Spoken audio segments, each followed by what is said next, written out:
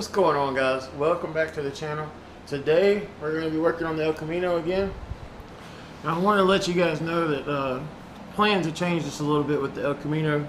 We got a full brake package to put in the front. I'm going to show you guys this stuff. This is pretty sweet. Got some power stop evolution pads. We got a full hardware kit, brand new front calipers and rotors. So a lot of you probably do know, but maybe for the ones who don't, on these older cars, you've got they don't have slip rotors, so basically you've got to take the wheel bearings and everything off as one piece. So you can see here the inside of the rotors, instead of them slipping off of the wheel bearing like newer cars, the studs are pressed into these rotors and they're all one piece. You can see the bearing reeses and on the back as well.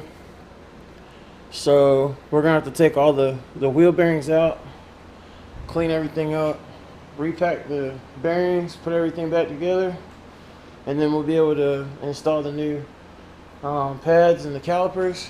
And then of course we're gonna have to bleed the brakes.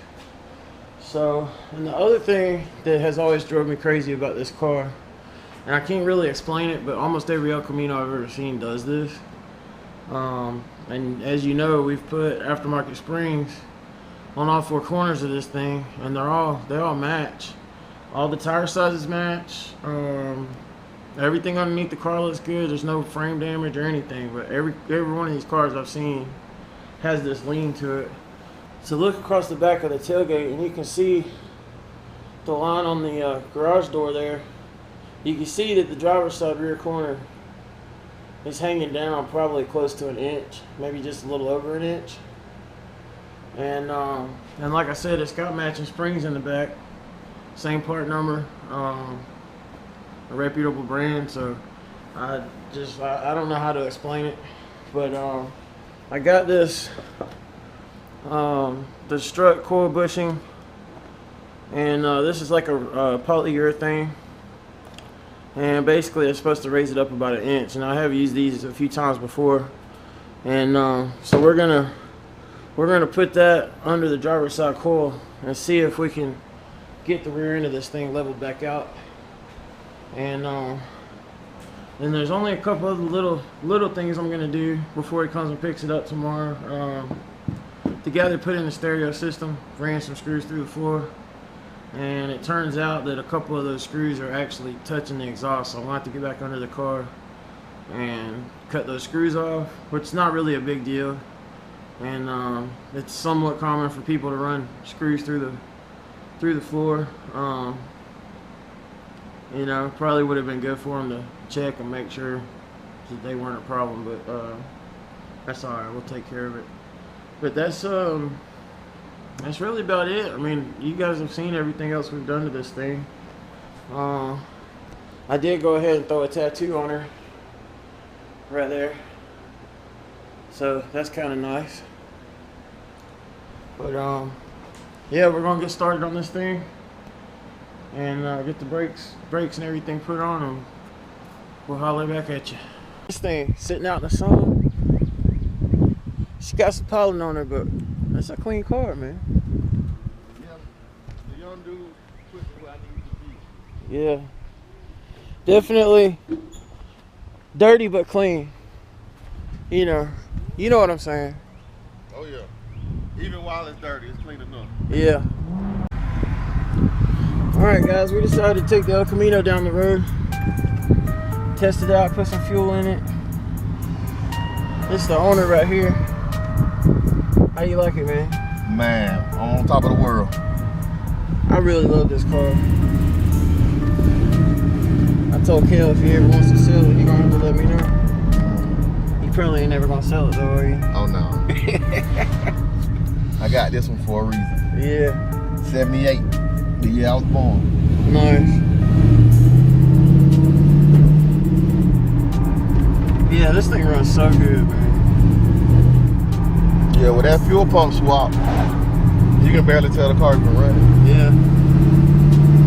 It sounds so good. I can even hear that intake.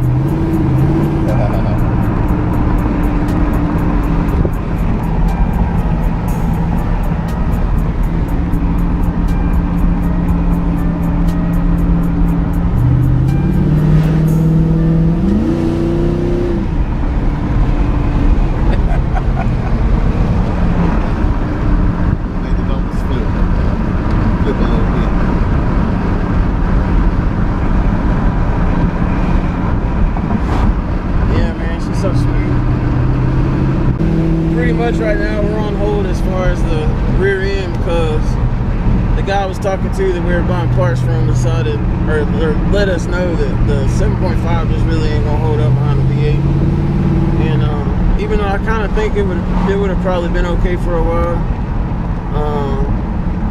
I think long term it probably didn't make sense to dump the money into that and then turn around and put, you know, a nicer 8.5-inch rear end in it later. So we decided to leave the rear end as it is for now.